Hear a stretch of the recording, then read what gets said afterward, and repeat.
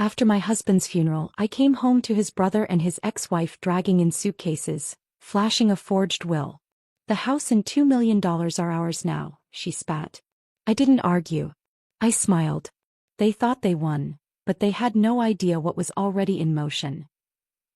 The house and $2 million are ours now, Tasha spat, her red lacquered nails tapping against the document she'd triumphantly slapped onto the coffee table. I didn't argue. I simply smiled. The kind of smile that would have warned them had they known me at all. But they didn't know me. They never had.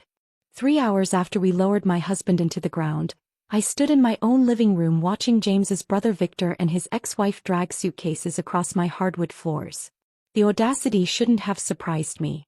Nothing about vultures should surprise anyone.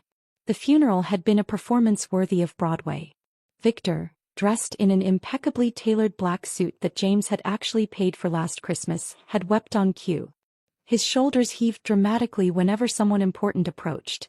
The CEO of James's company, our attorney, wealthy investors who had backed my husband's vision.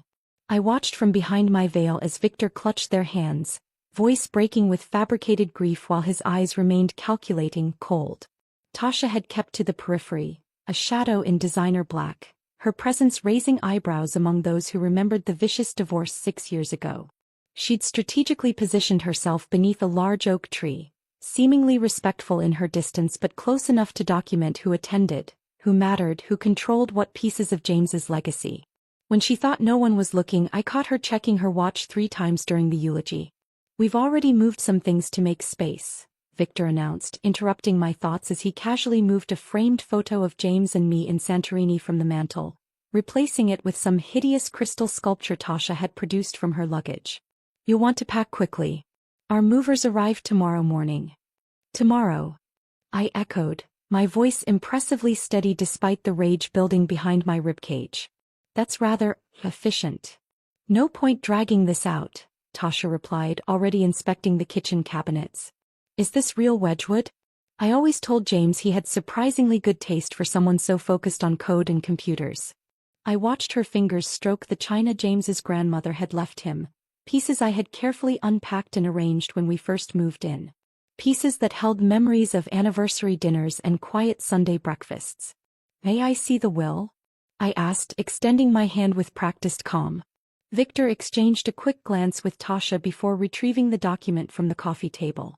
It's all perfectly legal, he insisted too quickly. James came to his senses about certain things before the end. The paper felt heavy in my hands, weighted with their betrayal. My eyes scanned the document, noting immediately what they hoped I wouldn't catch: subtle inconsistencies in James's signature. After 15 years of marriage, I had seen my husband sign thousands of documents. The pressure points were wrong. The J slanted at an angle James never used. The loop on the final S closed completely, something my meticulous husband never did. 3 months earlier, James had called me into his study late one night, his face gaunt from treatments that were failing to stop the cancer's progression. Victor came by the office today, he'd said, voice barely above a whisper. Asked about access to the secure servers. Said he wanted to help organize my affairs given the circumstances. That night marked the beginning of my quiet investigation. James had been too weak to pursue his suspicions, but I wasn't. My background in forensic accounting, a career I'd set aside when we married, provided skills perfectly suited for tracking the digital breadcrumbs Victor didn't know he was leaving. Elena. Victor prompted, impatience creeping into his tone. Did you hear me? We need you to acknowledge receipt of the formal notice. I blinked, focusing back on their expectant faces. Of course. Just processing everything. I carefully refolded the document, buying myself precious seconds. I assume you'll want the master bedroom? The question caught them off guard. They'd prepared for hysterics, for legal threats, for the emotional breakdown of a grieving widow. My acquiescence visibly unsettled them. Yes, Tasha answered cautiously. Though we might renovate. James always had such conventional taste. Except in technology, Victor added quickly. Speaking of which, did he happen to mention where he kept his home backups? For his work files. Just trying to make sure his legacy is properly preserved. And there it was, the true purpose behind the forged will, the rushed eviction, the theatrical grief. James had developed a revolutionary AI architecture in the months before his diagnosis, a system that could revolutionize predictive algorithms across dozens of industries. The patents alone were worth millions, but the proprietary code was the real prize. I wouldn't know about that, I lied smoothly. James kept his work life separate from home. 1 week after James had shared his suspicions, I had discovered the hidden room. What appeared to be an ordinary bookcase in his study concealed a sliding panel, revealed only when 3 specific books were pulled in sequence. Inside, I found a compact workspace containing encrypted hard drives, multiple monitors, and documentation that confirmed everything. Tasha had re-established contact with Victor shortly after James's diagnosis became known in industry circles. Her new employer, a direct competitor to my husband's company, had orchestrated the entire reconciliation. "I'll need tonight to pack some essentials," I said, moving toward the stairs. "If you don't mind." "Of course not," Victor replied with false magnanimity. "Take what's personally yours. Nothing more." In our bedroom, soon to be their bedroom, I locked the door and moved efficiently, selecting only what I genuinely needed. Clothes, toiletries, the journals James had kept during his illness. From the hidden safe behind our closet mirror, I retrieved passports, birth certificates, and the small jade elephant James had given me on our first anniversary. Everything else was replaceable. Everything else was just backdrop to the scene I was carefully setting. Before leaving, I accessed the hidden room one final time, activating the dormant security system James had installed throughout our home. Every room began silent recording, creating backups to multiple secure servers. Within seconds, my phone received confirmation. Full surveillance was live and transmitting. Downstairs, Victor and Tasha had already opened a bottle of James's favorite whiskey, 60-year-old Macallan we'd been saving for his remission celebration. They didn't bother to hide their glasses as I descended with my single suitcase. "I'll be staying with Maggie for now," I announced calmly. "I should be fully moved out by tomorrow evening." Victor raised his glass in mock salute. "To smooth transitions and new beginnings," Tasha added with a predatory smile. I nodded, turning toward the door before allowing myself a final comment. James always said everything happens for a reason. I'm starting to believe he was right. Outside, the afternoon sun cast long shadows across the lawn as I loaded my suitcase into the car. From my phone, I could already see the live feed from the living room. Victor and Tasha clinking glasses, laughing, her hand sliding possessively over furniture that still held the imprint of my life with James. They thought they had won everything. They had no idea what was already in motion. Driving away from the house felt like leaving a piece of myself behind, but I knew better than to look back again. I kept my eyes focused on the road ahead, one hand on the steering wheel, the other clutching my phone as the live surveillance feed continued to stream. Tasha was already redecorating in her mind, pointing dramatically at walls and fixtures with disdain, while Victor nodded along, his attention clearly elsewhere. I arrived at Maggie's modest townhouse to find her waiting on the porch, arms crossed, fury evident in her stance. "Tell me you aren't actually letting those parasites take everything," she demanded as I stepped out of the car. "Not here," I whispered, embracing her tightly. "The walls have ears." 20 minutes later, we sat in her kitchen as I showed her the feed on my phone. Victor was now examining the bookshelf in James's study, running his fingers along the spines with growing impatience. "He knows something's there," I explained, sipping the strong coffee Maggie had prepared. "James mentioned the hidden room to him once when they were teenagers. He's been obsessed with finding it ever since." "Will he find it?" Maggie asked. I allowed myself a small smile. "Not without the correct sequence. And even if he stumbled upon it by sheer luck, he'd find nothing but empty drives now." On screen, Victor had abandoned the bookshelf and moved to the large painting that concealed James's wall safe. Unlike the hidden room, the safe wasn't particularly secretive. Most visitors assumed it contained valuables or important documents.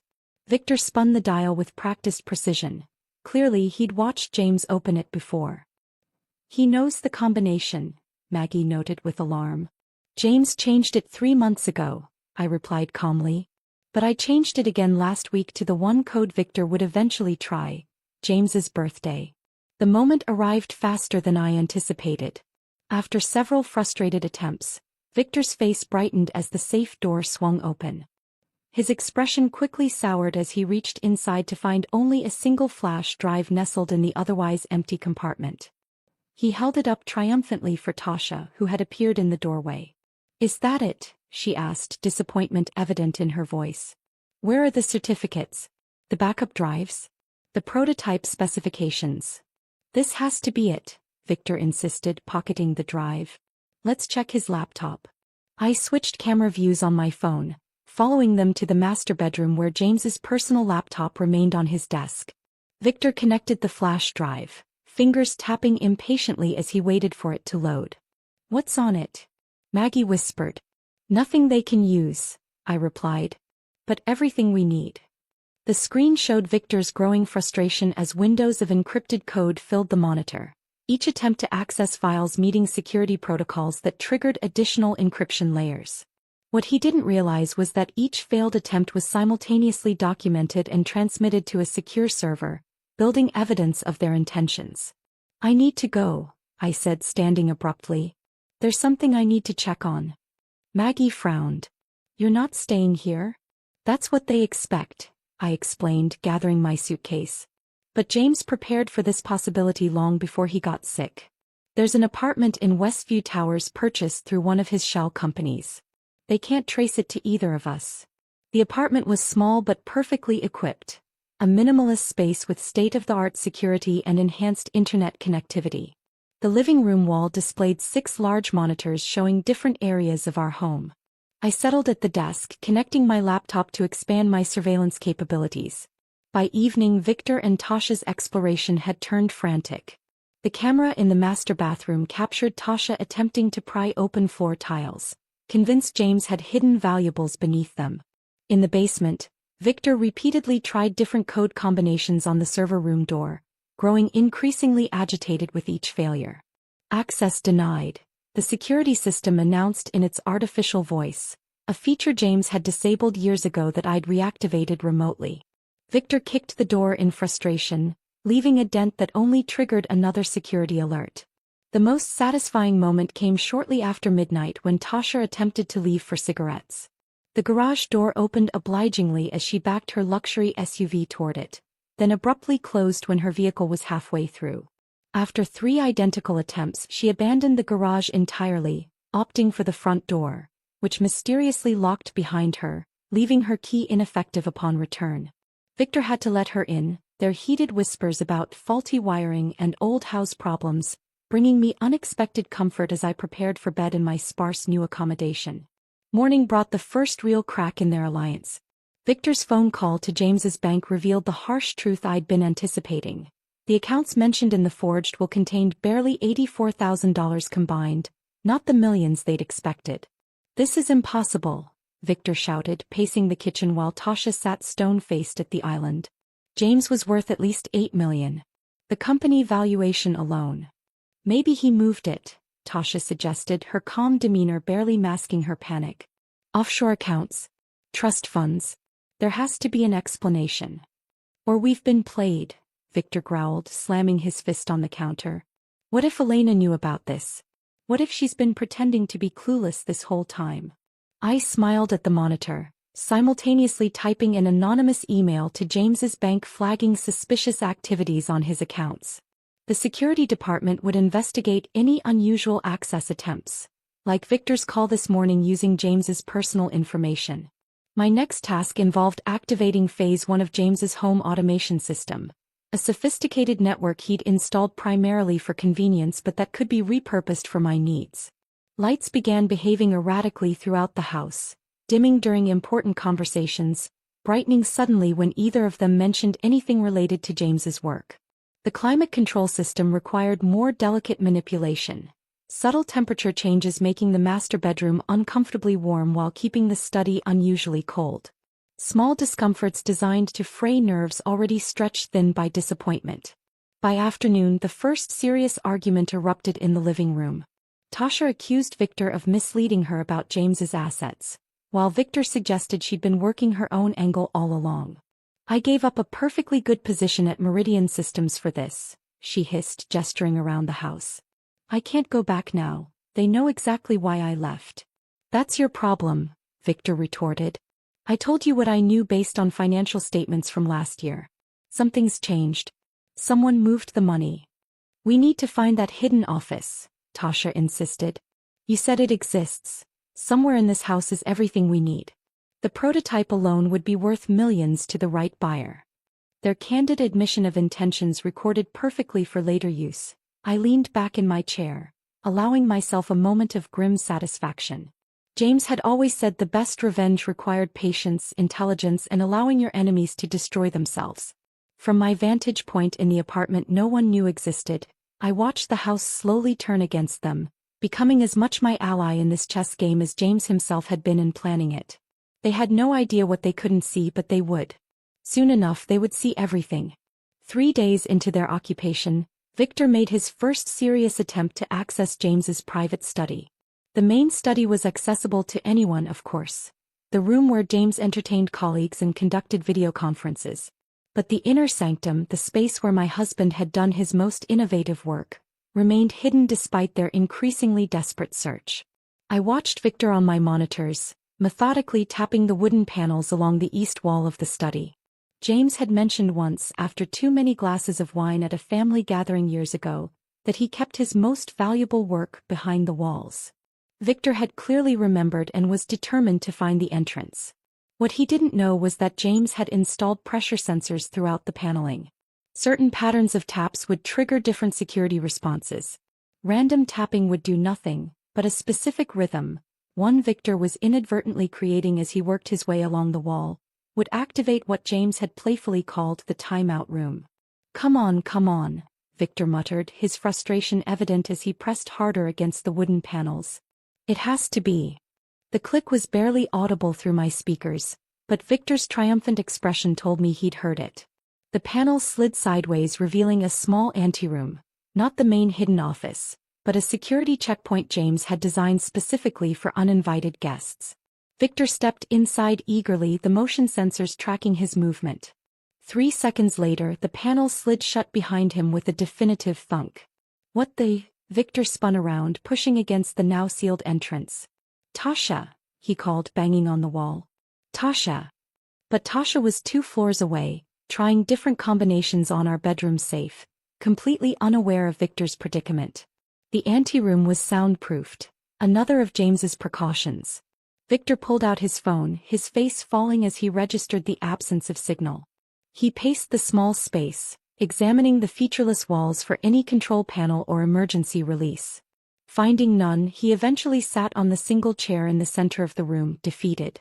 James had designed the timeout room with unexpected visitors in mind. It contained no dangerous elements. Air circulated freely, the temperature remained comfortable, and a small water dispenser provided hydration. But it was programmed to remain sealed for 6 hours once triggered, resetting the countdown with each attempt to force exit. I watched Victor's growing panic with a strange detachment. He checked his watch repeatedly, tried his phone from different positions, even attempted to pry the panel open with his house keys. Each effort proved futile. When Tasha finally realized Victor was missing, nearly 2 hours had passed. I observed her increasingly frantic search through the house, calling his name with growing irritation. She never thought to check the study until almost dinner time, and even then she had no way of knowing he was sealed inside the wall. By hour 5, Victor had moved through rage, desperation, and resignation. He sat motionless in the chair, staring blankly at the wall. When the panel finally slid open automatically, Tasha had long since given up searching and was nursing a glass of wine in the kitchen. Victor emerged shaken, disoriented by the experience and furious at what he perceived as a deliberate trap. His suspicions weren't entirely wrong. Something's not right about this house, he declared to Tasha later that evening, his voice carrying clearly through the kitchen monitors. It's like it's working against us. Tasha dismissed his concerns as paranoia, but I noticed she eyed the ceiling corners after that, searching for cameras she couldn't see. James had been thorough in concealing the surveillance system, embedding tiny lenses within light fixtures and air vents. The following morning brought Tasha's true skills into focus. While Victor slept off his ordeal, she set up sophisticated equipment I recognized from my research into her background. Hardware designed to penetrate secure networks and bypass conventional firewalls. I watched with grim satisfaction as she connected her devices to our home network, confident in her abilities yet unaware of the defensive mechanisms James had implemented. Within 30 minutes, warning alerts flashed across my screens. Tasha had triggered the network's security protocols. The counterattack was silent but devastating. Rather than simply blocking her, James's system allowed limited access while corrupting her equipment with targeted malware. Each of her probing attempts was logged, documented, and traced back to her previous employer, building a comprehensive record of corporate espionage attempts. My phone chimed with messages from the automated security system, detailing each breach attempt and countermeasure deployed. I forwarded the most damning evidence to my private email, adding to the growing file against them. That night I initiated the first real psychological offensive. At precisely 2:17 a.m., when both were finally asleep, I activated the house's integrated speaker system. James's voice, collected from various home videos and recordings, echoed softly through the master bedroom. "The security protocol has been breached," his disembodied voice announced calmly. "Initiating countermeasures against unauthorized access." Victor bolted upright, flipping on lights while Tasha remained frozen in bed, eyes wide with genuine fear. "What was that?" she whispered. "Was that?" "It sounded like James," Victor confirmed, his voice unsteady. "Some kind of automated message." I played another clip 20 minutes later, just as they'd convinced themselves it was a dream or technical glitch. "All attempts to access secure files have been logged and reported," James's voice stated matter-of-factly. "IP addresses and methods have been documented."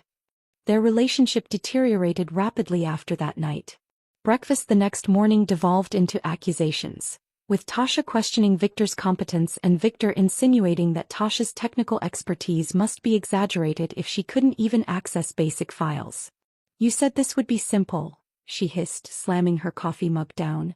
"A grieving widow, distracted and emotional. A straightforward will execution. Where's the money, Victor? Where are the research files your brother supposedly kept here? Maybe if you were actually as skilled as Meridian thought you were, we'd have answers by now," Victor shot back. By week's end they were sleeping in separate rooms. Victor took the master bedroom while Tasha claimed the guest suite, their united front crumbling under the weight of frustration and suspicion. I documented everything methodically, creating timestamps and saving video clips of their most incriminating conversations.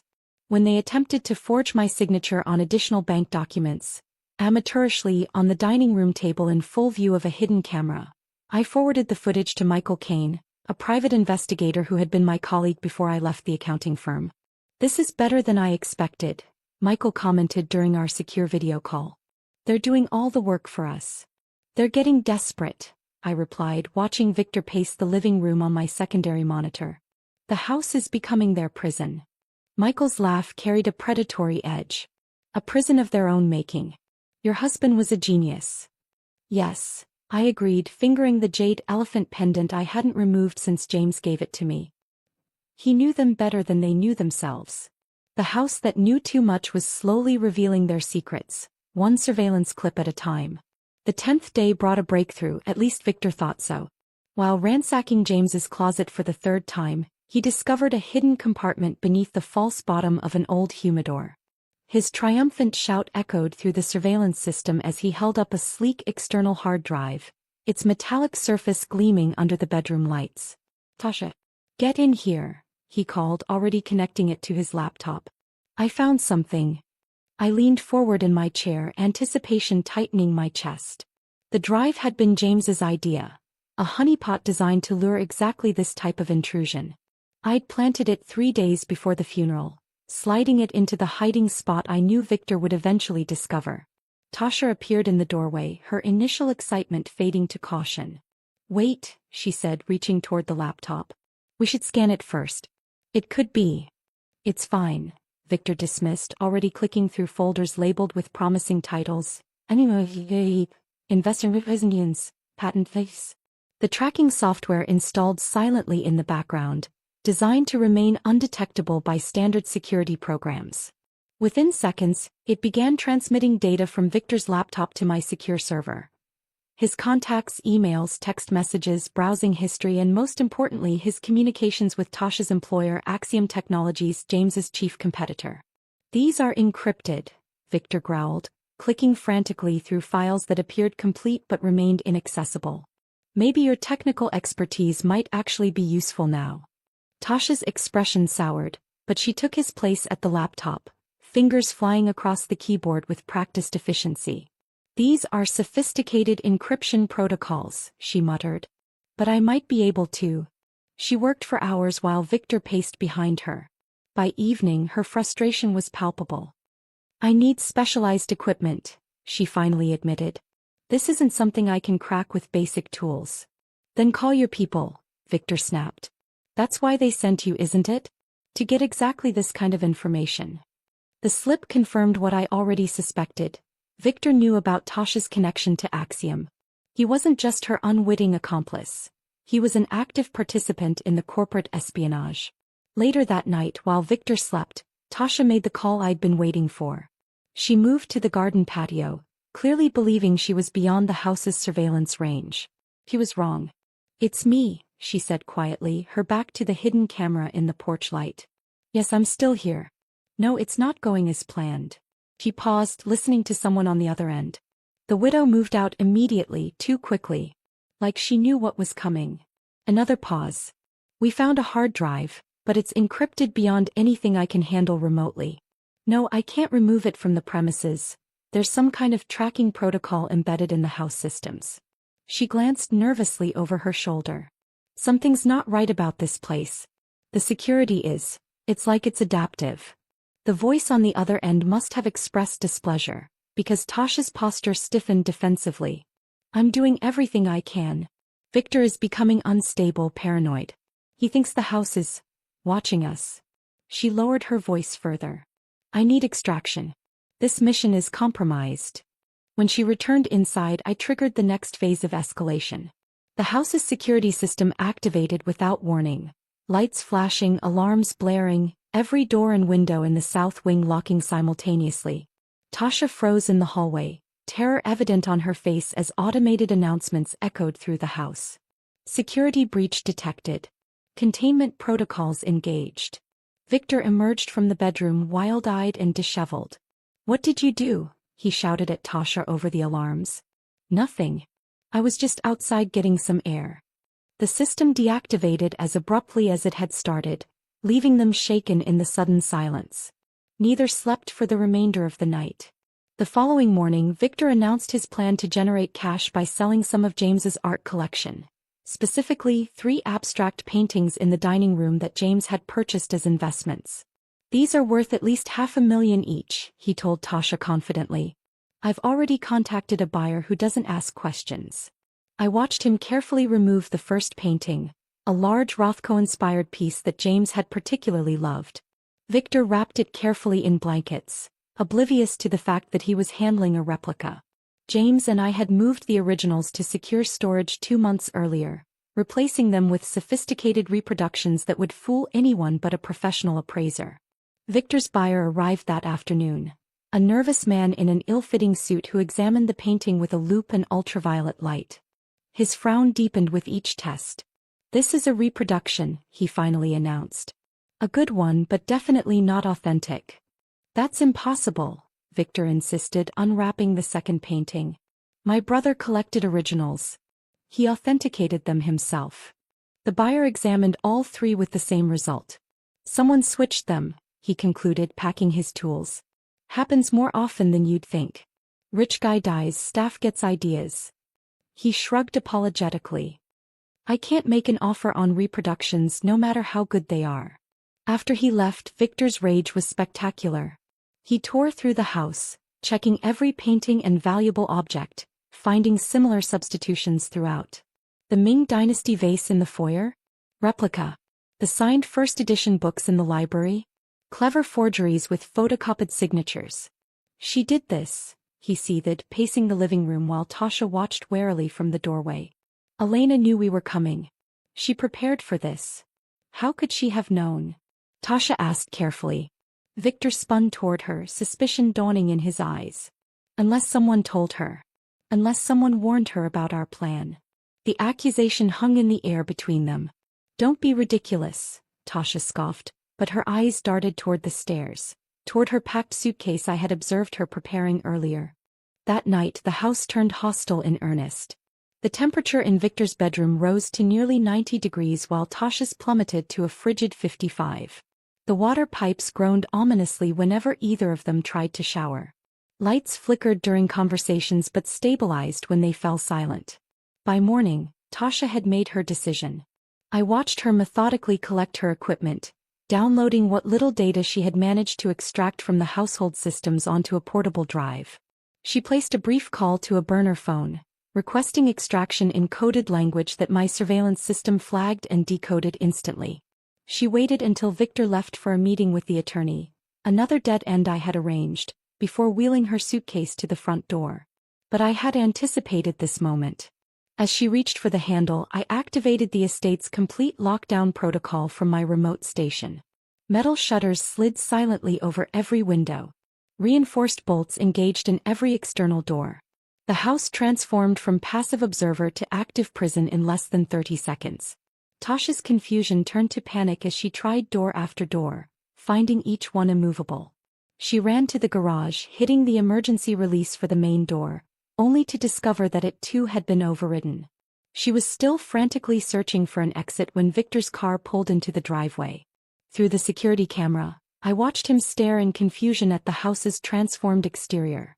The metal shutters, the reinforced entry points. When he finally gained entry through the one door I deliberately left accessible, he found Tasha surrounded by her packed bags and technical equipment in the foyer. "Going somewhere?" he asked, his voice dangerously soft as he took in the portable drive in her hand and the Axiom Technologies badge she had foolishly left visible in her open purse. The walls had finally closed in. Tasha's hand froze on the portable drive as Victor stepped fully into the foyer, his shadow stretching across the marble tiles between them. "I can explain," she stammered, her usual composure shattering under his murderous glare. "Axiom Technologies," Victor said slowly, picking up the badge from her purse. "Were you working for them the entire time? Even during your marriage to James?" I watched their confrontation unfold across my monitors, the camera angles capturing every nuance of their breakdown. The perfect moment had arrived. I closed my laptop, gathered the extensive files I'd compiled and texted Michael, "It's time." 20 minutes later, I sat in the back of a sleek town car heading toward the house, flanked by Margaret Winters, James's longtime attorney, and Philip Rowland, the executor of the actual will. In my lap rested a leather portfolio containing everything needed to end this game permanently. "Are you certain you want to do this in person?" Margaret asked, her silver hair catching the afternoon light. "We could send the security team first." "No," I replied firmly. "I want to see their faces." When our car pulled into the driveway, Victor and Tasha were still locked in heated confrontation, their argument having escalated throughout the house.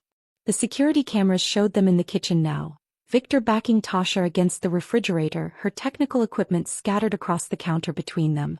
I deactivated the lockdown protocol with a few taps on my phone, allowing the front door to unlock with an audible click that carried through the speakers. The sound stopped their argument instantly, both heads turning toward the entryway. "Someone's here," Tasha whispered, fear evident in her voice. I stepped across the threshold of my home for the first time in 2 weeks, the familiar scent of lemon polish and James's favorite sandalwood incense still lingering despite their occupation. Margaret and Philip followed, their formal attire and stern expressions adding gravitas to our entrance. "Hello, Victor," I called, my voice echoing through the foyer. "Tasha, I believe we need to talk." Their appearance when they emerged from the kitchen told the story of my success. Victor's once immaculate shirt was wrinkled and stained, his face haggard from sleepless nights. Tasha's designer outfit had been replaced by rumpled loungewear, her hair pulled back in a hasty ponytail rather than her usual perfect styling. "What are you doing here?" Victor demanded, attempting to regain control despite his obvious discomfort. "This is our house now." "Is it?" I motioned toward the living room. "Let's discuss that, shall we?" Something in my confident tone must have unsettled them. They followed hesitantly, exchanging wary glances as we settled into the seating area. I took James's favorite chair, a position of power I'd deliberately avoided during our marriage but now claimed without hesitation. "You've met Margaret, James's attorney," I began conversationally. And this is Philip Rowland, the executor of James's estate. His actual estate. Margaret opened her briefcase, removing a document bound in blue leather. This is the last will and testament of James Elliot Sullivan, properly witnessed and notarized 6 months ago. That's impossible, Victor interjected. We have the will right here. He gestured toward the forged document still lying on the coffee table. You have a forgery, Philip corrected, his voice carrying the weight of his 30 years in financial law. Quite a good one, but ultimately meaningless since all assets in question were already transferred before James's death. I savored their confusion, the dawning horror in their expressions as Margaret continued her explanation. 6 months before his diagnosis, James established an irrevocable trust with Elena as the sole trustee. The house, his patents, the research, the investment accounts, everything was moved into this entity. She slid the document across the table. The James and Elena Sullivan Living Trust. Quite thorough, quite legal, and quite impossible to challenge. You're lying, Tasha hissed, though the tremor in her voice betrayed her uncertainty. In response, I opened my portfolio and removed a stack of surveillance photos. Victor accessing James's private files, Tasha on the phone with her Axiom handler, both of them attempting to forge documents at our dining room table. The house has been watching you, I said simply. Every conversation, every attempted theft, every act of corporate espionage, all documented and time-stamped. Victor lunged forward suddenly, his control finally snapping as he reached for my throat. You manipulative. Before his hands could touch me, a side door opened and 2 security personnel in plain clothes stepped into the room. A third emerged from behind the curtains and a fourth appeared at the top of the stairs. Victor froze, suddenly aware that we hadn't been alone at any point. These gentlemen have been in the house for the past 3 days, I explained calmly. Another layer of protection James insisted upon once we realized what you were planning. How? Tasha whispered, genuine bewilderment crossing her face. How did you know? James knew his brother, I replied simply. And I knew my husband. When his diagnosis became terminal, we anticipated vultures. We just didn't expect family to lead the flock. Margaret placed 2 folders on the table, one red, one blue. You have 2 options, she stated professionally. The red folder contains comprehensive confessions to attempted fraud, breaking and entering, and corporate espionage, along with non-disclosure agreements. Sign them and you disappear. No public charges, no prison, just permanent exile from this family and industry. And the blue folder? Victor asked, his voice barely audible. Contains the evidence we'll provide to the district attorney, Axiom's board of directors, and the Technology Ethics Committee, Philip explained. I estimate minimum sentences of 15 years, given the calculated nature of your scheme and the evidence of premeditation. The room fell silent as the magnitude of their failure settled around them. Everything they had attempted had been anticipated, countered, and documented. Every move in their game had been observed by the invisible queen they had underestimated from the beginning. You have 30 minutes to decide, I said, standing. I'll be in James's study. As I walked away, I heard Tasha's broken whisper to Victor. She planned this from the start.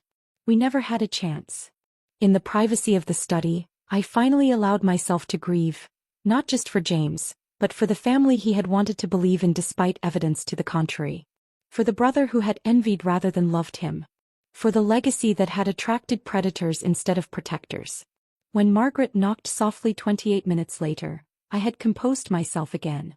They've signed the red folder, she informed me.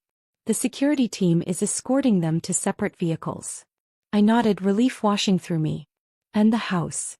As specified in the trust, it remains yours, along with all assets and research materials. After they departed, I moved through the empty rooms, reconnecting with the space that had witnessed both the happiest and most painful moments of my life. The silence felt cleansing after weeks of their invasive presence. In the basement, I pressed the sequence of panels that revealed the entrance to James's true sanctuary, the laboratory none of them had managed to discover. The door slid open, lights activating automatically as I stepped inside. The main console hummed to life, multiple screens displaying the progress of James's groundbreaking AI research. The neural framework that could revolutionize everything from medical diagnostics to climate modeling. His true legacy, now safe in the hands of the only person he had trusted completely. My phone chimed with a message from the security team. Subject V delivered to international terminal with one-way ticket to Singapore.